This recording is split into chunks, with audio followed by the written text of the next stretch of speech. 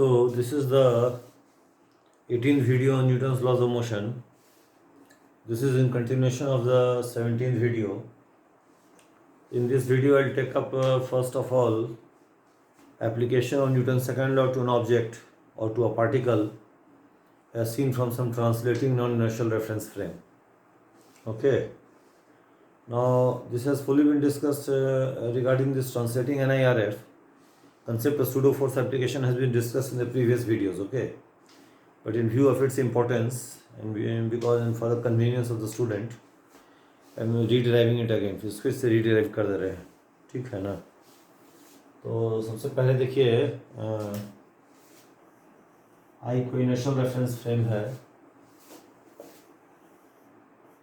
N कोई non inertial reference frame है, ठीक है।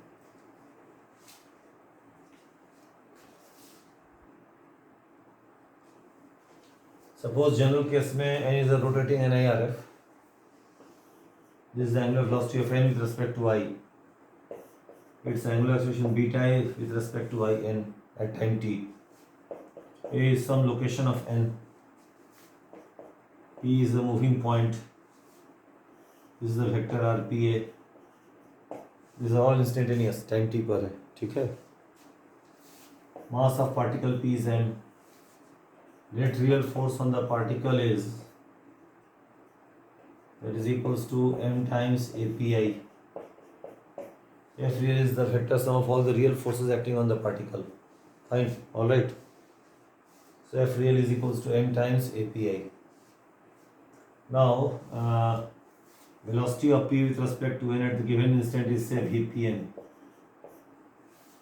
So on application of Newton's second law to particle P, as seen from location A of this rotating NIRF, the equation which you get is this: m times APN is equal to F real and 4 more pseudo forces act on it, as has been discussed in the previous videos. Okay. The first pseudo force becomes minus m times AAI. This is the first pseudo force. Second pseudo force becomes minus m beta cross RPA. Third pseudo force becomes minus 2m omega cross Vpn. This is just the Coriolis force. And last force becomes centrifugal force. Minus m omega cross RPA. Okay, fine. So this is the first pseudo force, second pseudo force, third pseudo force, fourth pseudo force. Now suppose we apply the condition that let n be a translating NIRF. Let n be a translating non-inertial reference frame. Translating frame means no change in orientation. Angular velocity is the omega is the angular velocity of n with respect to I. Rate of change of orientation of n with respect to I. Since n translates, its orientation doesn't change with respect to I. So rate of change of orientation of n with respect to I is 0. So omega is 0 for all times. This implies Coriolis force goes away. This pseudo force becomes 0. Omega 0 implies centrifugal force also becomes 0. These two pseudo forces vanish outright. Okay, fine. Now what about the third pseudo force, m beta cross RPA? Beta is the angular acceleration of n with respect to I at time t. That is the time derivative of omega as seen from inertial frame I. But omega is 0 for all times. That meaning omega is constant and derivative of constant is 0. So beta also becomes 0 for all times. This means this pseudo force also goes away. So if n is a translating NIRF, then only one pseudo force acts on it. Now one more thing, if n is a translating NIRF, then at a given instant of time, all the locations of n have identical accelerations with respect to I. And A is a location of n itself. So in this case, AI will be replaced as ANI. AI will be replaced as what? ANI. Okay. That is the acceleration of n with respect to I. acceleration of n as a whole with respect to I. Okay. So in this case, only one pseudo force will act on it. If n is a translating NIRF, then three pseudo forces vanish outright. Only one pseudo force remains. That is same as minus m times AAI, but AAI can be replaced by ANI. Minus m times ANI. Okay. So only this pseudo force acts on the particle, as seen from some non-inertial frame n. So one more thing, in case n is a translating NIRF, then the question of choice of point here becomes meaningless. Look, there is no consideration of location of n as a whole, as far as pseudo force on P is acting. It becomes independent of the choice of point capital A within n. Okay. So in this case, if n is a translating NIRF, then in that case only one pseudo force acts on P, that is minus m times ANI. Okay. This will denote simply by FPS. The pseudo force acting on P is equal to minus m times ANI. Okay. So there's only one pseudo force acts on it. Fine. This has already been discussed in the previous videos, but still I am deriving it again just for the convenience of the student. And the derivation is not very large, so I repeated it here. Okay, fine. Now what is the magnitude of this pseudo force? Magnitude of this pseudo force is same as magnitude of this quantity. That is simply mass times magnitude of vector ANI. That is simply m times ANI. This is the magnitude of pseudo force on the particle. And what is the direction? Since mass is a positive quantity, this minus implies the direction of pseudo force opposite to MANI. That is opposite in direction to vector ANI. Alright, fine. So direction of this pseudo force is opposite to ANI.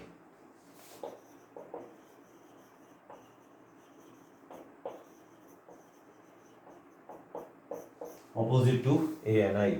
Alright, fine. So this is summarized, okay? This one I'll rub it, okay?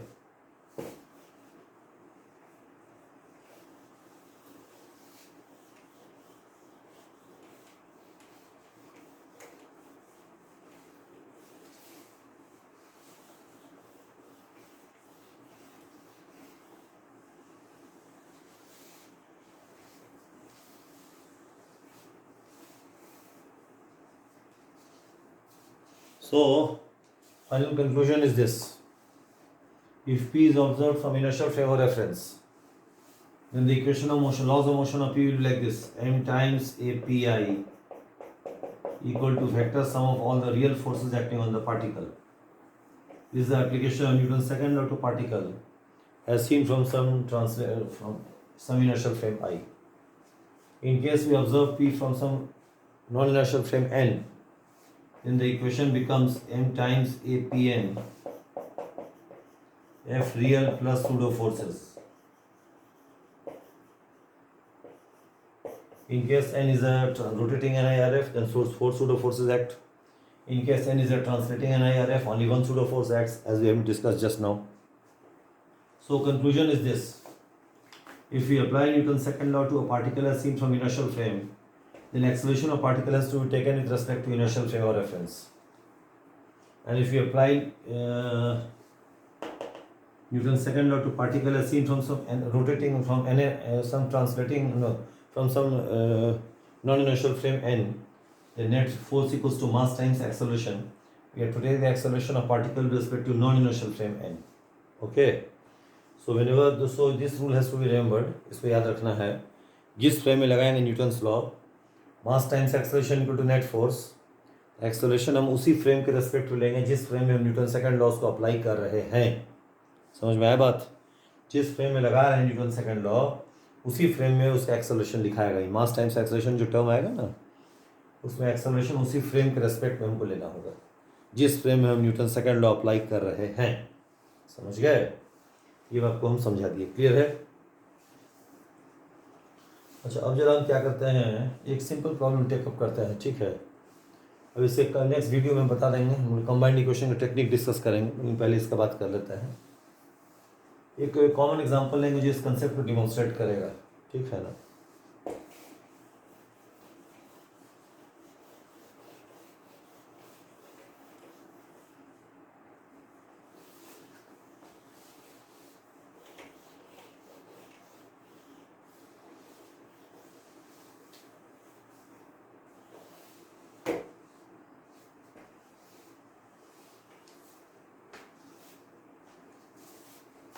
देखिए question take up करेंगे,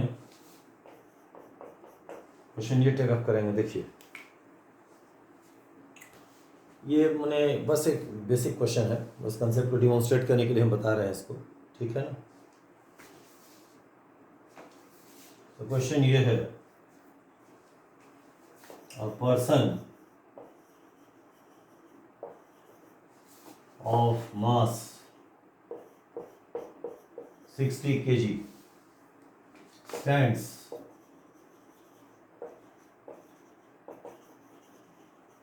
on the floor of an elevator.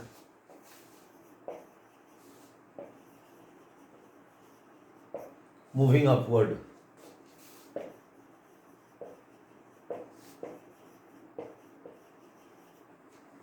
with respect to ground.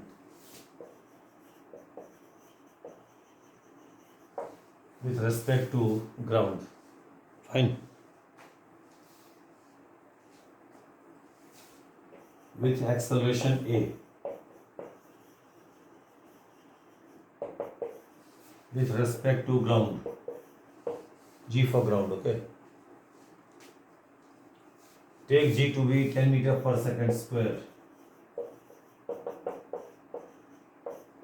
Take G to be 10 meter per second square, okay. Fine. Now question is this: find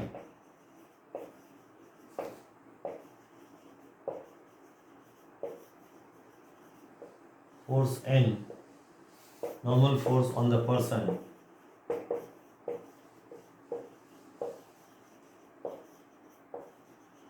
due to the elevator floor.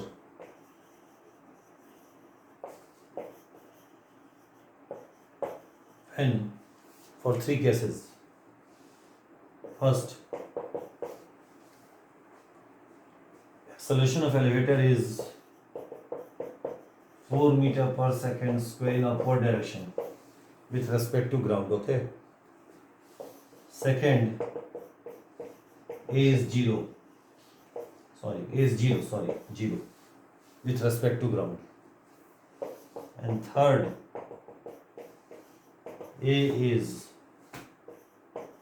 6 meter per second square in downward direction with respect to ground, okay. And G has to be taken to be 10 meter per second square. In first case it is 4 up, second case it is 0, and third case it is 6 down, okay. Fine, alright. So for all these 3 cases we have to find the normal reaction of the person due to elevator floor by different methods. Fine, alright. Now this are the bit, okay.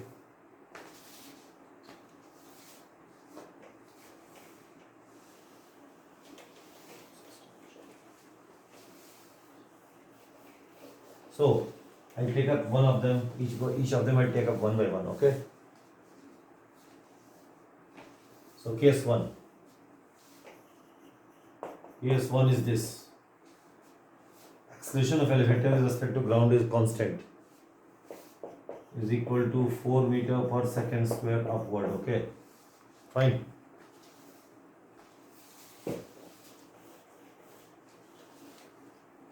So now this will solve in 2 frames of reference.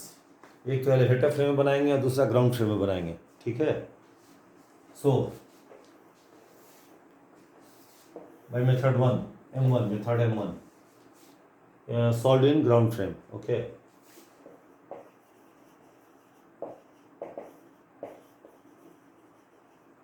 Solved in ground frame में solved है. तो पहले हम लोग क्या करेंगे, person का FBD बनाएंगे. क्योंकि ग्राउंड फ्रेम बना रहे हैं इसलिए हम उसको खाली रियल फोर्सेस दिखाएंगे, क्योंकि ऑर्डिनरी हम लोग ग्राउंड फ्रेम को इनर्शियल मान के चलते हैं. तो ये पर्सन देखिए, ये एलिवेटर है, ये पर्सन खड़ा है इसमें. पर्सन का हम फ्री बॉडी ग्राउंड फ्रेम बनाते हैं. ग्राउंड फ्रेम में खाली रियल फोर्सेस लगेगा, कोई सूडो फोर्स एक्ट नहीं करेगा. नीचे इसका रियल फोर्स होगा 60 G. जी आपका 10 मीटर पर सेकेंड स्क्वायर है. और ये जो एलिवेटर फ्लोर है, आदमी को नॉर्मल रिएक्शन N1 लगाएगा से, ठीक है.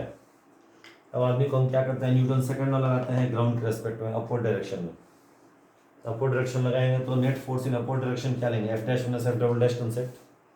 शुरू में जाइए, न्यूटन्स लॉ के इंट्रोडक्टरी वीडियो में चले जाइए, वहाँ मिल जाएगा आपको F dash F double dash concept क्या है.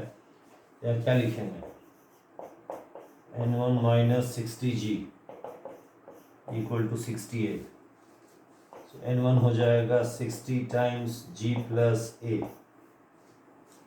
तो ये 60 हो गया, g हो गया 10, a हो गया 4, ये हो गया 14, तो 14 into 6 840 Newton is the answer. ये इसका रिक्वायर्ड आंसर हो जाएगा, 840 Newton is the required answer. ठीक है, ये भी सॉल्व किए थे हम लोग ग्राउंड फ्रेम में, इनर्शियल फ्रेम में सॉल्व किए। ठीक है, अब इसको हम लोग सॉल्व करेंगे एलिवेटर फ्रेम में। ठीक है ना, सॉल्व करेंगे इन द फ्रेम ऑफ क्या, एलिवेटर। एलिवेटर फ्रेम में सॉल्यूशन लिखेंगे इसका। So method 2 M2 solve in the frame of elevator.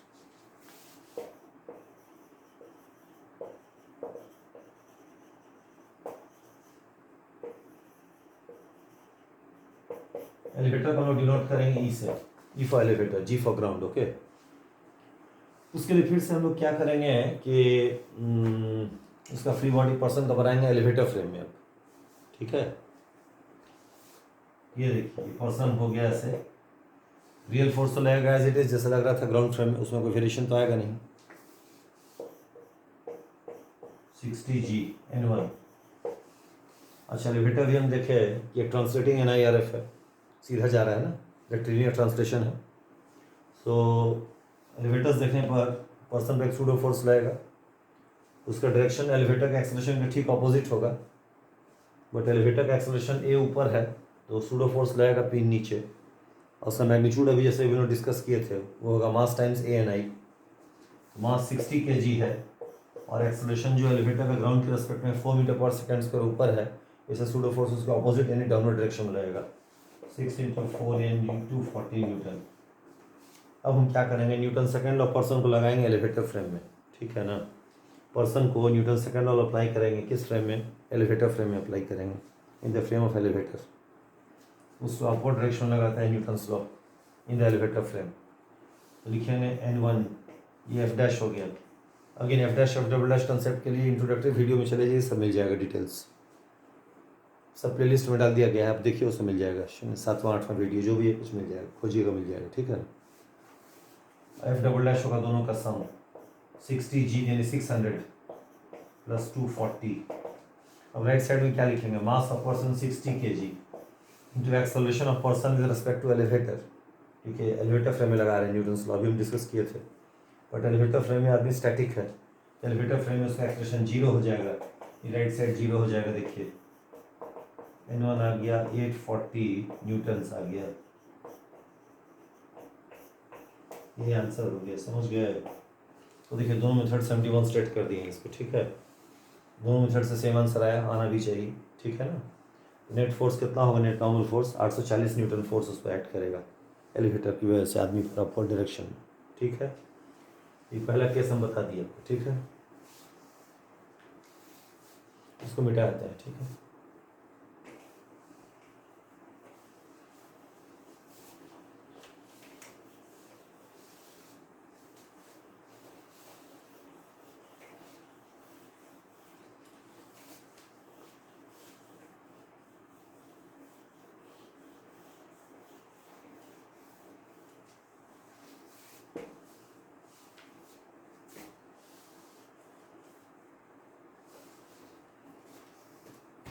जो केस 2 ये है, देखिए ये 0 है, उन्हें एलिवेटर का ग्राउंड में एक्सेलरेशन 0 हो गया। फिर से बताना है कि आदमी को नॉर्मल फोर्स कितना एक्ट करेगा।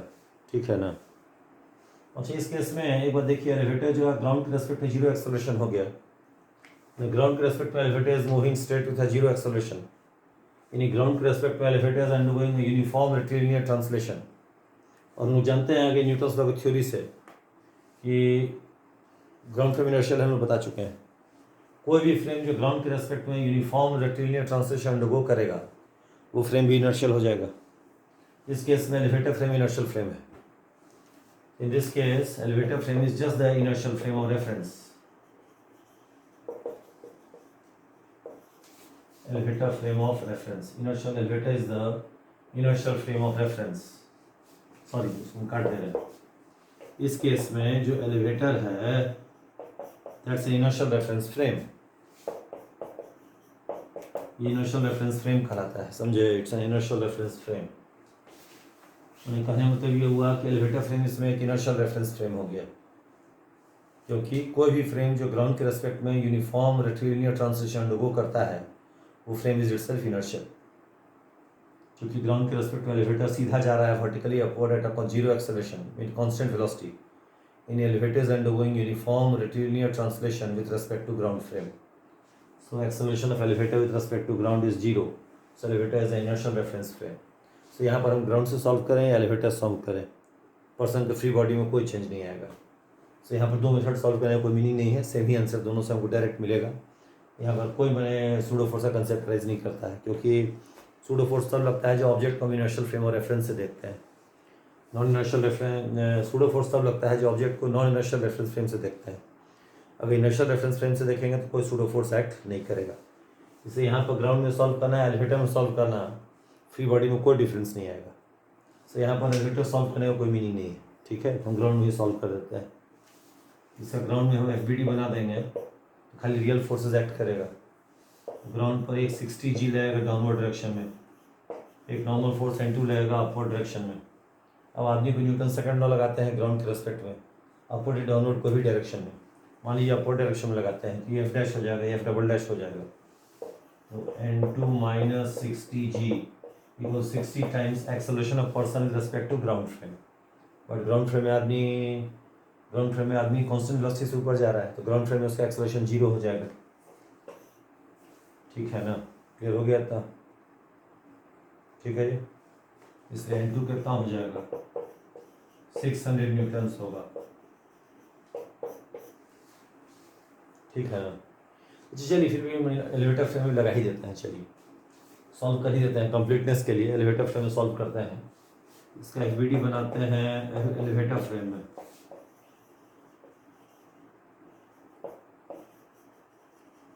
एलिवेटर फ्रेम, ठीक है?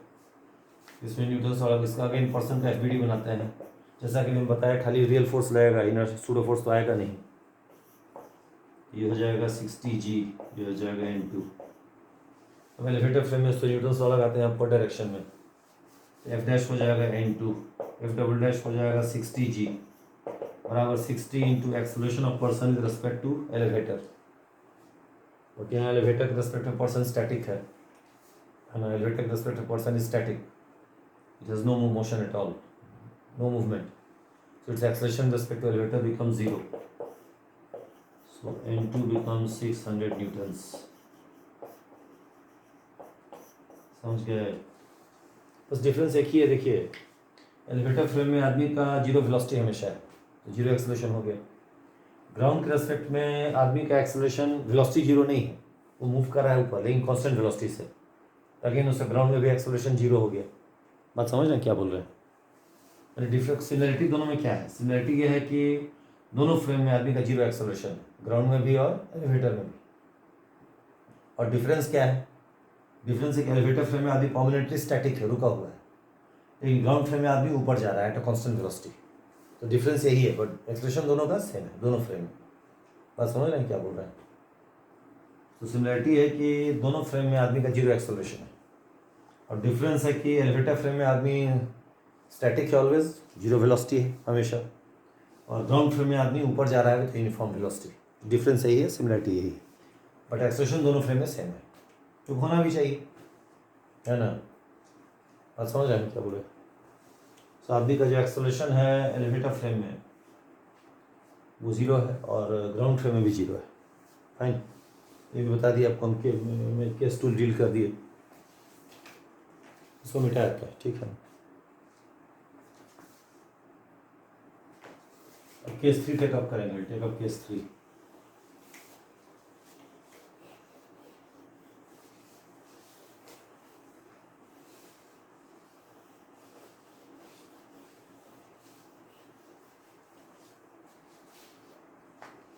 केस 3 बात करेंगे। केस 3 में था कि एलिवेटर एक्सेलरेट कर रहा है नीचे 6 मीटर पर सेकंड स्क्वायर से। Acceleration of elevator with respect to ground is 6 metre पर सेकंड इन डाउनवर्ड डायरेक्शन। फिर से इसमें हमको बताना है कि आदमी को कितना नॉर्मल फोर्स एक्ट करेगा। इसको अगेन दो फ्रेम और रेफरेंस से सॉल्व करना है, एक एलिवेटर फ्रेम में और एक ग्राउंड फ्रेम में, ठीक है। तो पहले ग्राउंड फ्रेम में सॉल्व करते हैं। M1 solve in ground frame, ठीक है।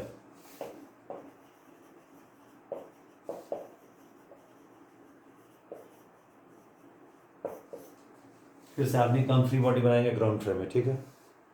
ग्राउंड फ्रेम को इनर्शियल मानते हैं तो खाली रियल फोर्सेस एक्ट करेगा इस पर। तो पर्सन का वेट हो गया 60 G, एक रियल फोर्स हो गया। एलिवेटर फ्लोर इसको अपवर्ड डायरेक्शन में नॉर्मल फोर्स N3 लगाएगा, हो गया। अब इस केस में एलिवेटर का एक्सेलरेशन ग्राउंड में 6 मीटर पर सेकंड पर डाउनवर्ड है नीचे। तो देखिए आदमी को न्यूटन सेकंड में लगाएंगे ग्राउंड फ्रेम में डाउनवर्ड डायरेक्शन में। अच्छा, इसमें एक बात देखिए कि एलिवेटर के रेस्पेक्ट में आदमी स्टैटिक है, तो ग्राउंड के रेस्पेक्ट में आदमी का एक्सेलरेशन वही होगा जो एलिवेटर का ग्राउंड के रेस्पेक्ट में होगा। बट एलिवेटर का ग्राउंड में 6 मीटर पर सेकंड पर डाउनवर्ड है, आदमी का भी ग्राउंड में जो एक्सेलरेशन होगा 6 मीटर पर सेकंड पर डाउनवर्ड हो जाएगा। तो यहाँ पर लिखेंगे इसको APG m टाइम्स APG, ठीक है, is equal to net real force on the person, ठीक है। P for person, G for ground, E for elevator. Mass is how much? 60 kg. The acceleration of person with respect to ground is same as the acceleration of elevator with respect to ground. Why? Because person is static with respect to the elevator. Okay. So APG becomes what? 6 in downward direction. So net real force. So ground के respect पे आदमी नीचे accelerate कर रहा है तो net force भी नीचे होना चाहिए, यानी 60 G को N3 से बड़ा होना चाहिए। तो क्या लिखेंगे? 60 G माइनस क्या N3, ऐसा लिखेंगे। N3 हो जाएगा 600, G को 10 ले लेंगे, माइनस 360 यानी 240 न्यूटन आएगा आंसर। ये आंसर हो गया आपका इसका ग्राउंड फ्रेम में सॉल्यूशन हुआ इसका। अब मेथड 2 इसको सॉल्व करेंगे एलिवेटर फ्रेम में। Method 2 solve in elevator frame, solve in elevator frame, solve in क्या? Elevator frame. तो फिर से हम लोग आदमी का फ्री बॉडी बनाएंगे एलिवेटर फ्रेम में। अब यहाँ पर एलिवेटर ग्राउंड में नीचे एक्सलेट कर रहा है तो ट्रांसलेटिंग NIRF है, उसमें रियल फोर्स के अलावा एक सूडो फोर्स और एक्ट करेगा, ठीक है। तो देखिए पर्सन का फ्री बॉडी बनाते हैं एलिवेटर फ्रेम में, जो रियल फोर्स उसमें एज इट इज एक्ट करेगा जैसा ग्राउंड में एक्ट किया था। तो रियल फोर्स एक नीचे हो जाएगा कितना? 60 G यानी 600 न्यूटन्स। इस सब एलिवेटर का फ्लोर इसको नॉर्मल रिएक्शन N3 ऊपर लगाएगा। अच्छा, अब यहाँ एलिवेटर एक्सलेट कर रहा है नीचे, तो सूडो फोर्स जो पर्सन को एक्ट करेगा एलिवेटर की वजह से वो अपवर्ड डायरेक्शन में होगा, उसका मैग्नीट्यूड होगा कितना? 60 इंटू ANI यानी AEG यानी 60 इंटू 6 दैट इज 360 न्यूटन, हो गया। अब हम आदमी को एलिवेटर फ्रेम में न्यूटन से लगाएंगे, या तो अपवर्ड डायरेक्शन या डाउनवर्ड डायरेक्शन, दोनों में से कोई भी जो मन करे। मान लीजिए हम लगा देते हैं अपवर्ड डायरेक्शन में, F डैश हो जाएगा, दोनों का सम हो जाएगा 360 प्लस N3 माइनस 600 बराबर मास ऑफ पर्सन कितना हो गया? 60 kg। और यहाँ क्या लिखेंगे? Acceleration of person with respect to elevator, E for elevator, P for person. But elevator के रेस्पेक्ट में आदमी स्टैटिक है, हमेशा रेस्ट पर है, तो एलिवेटर के रेस्पेक्ट में आदमी का एक्सेलरेशन 0 हो जाएगा। तो ये टर्म जो है 0 हो गया, तो राइट साइड पूरा वैनिश कर गया। इसके N3 को सॉल्व करेंगे तो हो जाएगा 600 माइनस 360 यानी 240 Newton is therefore the required answer. समझ गए? इस तरह से इस क्वेश्चन को हम 2 में मेथड में इलस्ट्रेट कर दिए हैं, ठीक है। ये बहुत बेसिक क्वेश्चन था, ठीक है ना, इसको डील कर दिए हम, ठीक है ना। अच्छा, नेक्स्ट वीडियो हम क्या करेंगे? 19वां वीडियो जो बात करेंगे, तो पहले हम बात करेंगे concept of combined equation of motion, इसका हम लोग बात करेंगे। हम लोग देखेंगे बड़ा यूजफुल कंसेप्ट है ये कंबाइंड इक्वेशन ऑफ मोशन का जो कंसेप्ट है, ये बहुत ही यूजफुल कंसेप्ट है, बहुत अच्छा से प्रॉब्लम सॉल्व होता है इससे। बहुत सा क्लास ऑफ क्वेश्चंस में सॉल्व करने का नंबर ऑफ इक्वेशन ड्रास्टिकली कम हो जाता है, इसलिए उसको नेक्स्ट वीडियो में भी हम डिस्कस करेंगे, ठीक है। इसको आप लोग अच्छा से गो थ्रू कीजिए, कहीं डाउट हो तो कमेंट बॉक्स में डाल दीजिए, उसको देख के हम क्लैरिफाई कर देंगे, ठीक है। अब इसको क्लोज कर देते हैं, ठीक है। सारा प्लेलिस्ट में डाल दिया गया है, वो सब डिटेल्स आप देख लीजिए, ठीक है ना। All the playlist have been made, Newton's law का प्ले लिस्ट में डाल दिया गया है, 17 को डाल दिए हैं, ये जो बनेगा वो डालते जाएंगे उसको आप जाकर डिस्क्रिप्शन बॉक्स में अबाउट बटन को प्रेस कीजिएगा तो सब लिंक्स आपको मिल जाएगा। ठीक है, फाइन।